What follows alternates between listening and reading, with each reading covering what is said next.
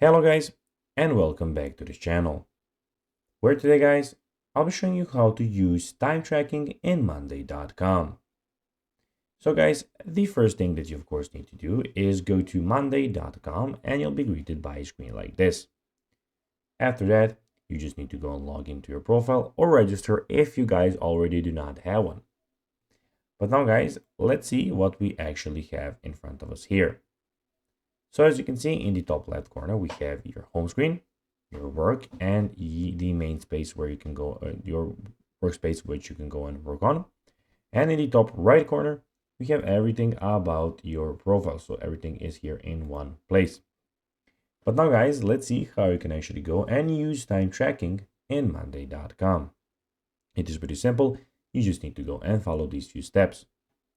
So if you're wondering how much time you spend on each task, you can do that. Click on to edit, click on the plus icon located on the top right of your board and select more columns. So when you're on your board, so you have your new board here or whichever board you want, then you just need to go and click on more columns.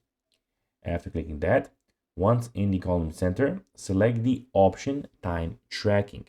So when you select time tracking, as in you then whenever you start a track, it will simply track your time. So guys, that will be everything for this video. I hope that you found this video informative and entertaining, guys. If you did, don't forget to like this video, share it, subscribe to the channel, and put the notifications on, as guys, this really helps us grow our channel.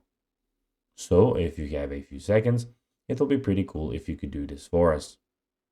So guys, as I said, that will be everything for this video. I hope that you enjoyed it. And guys, as always, I'll be seeing you in the next video on this channel. Bye guys.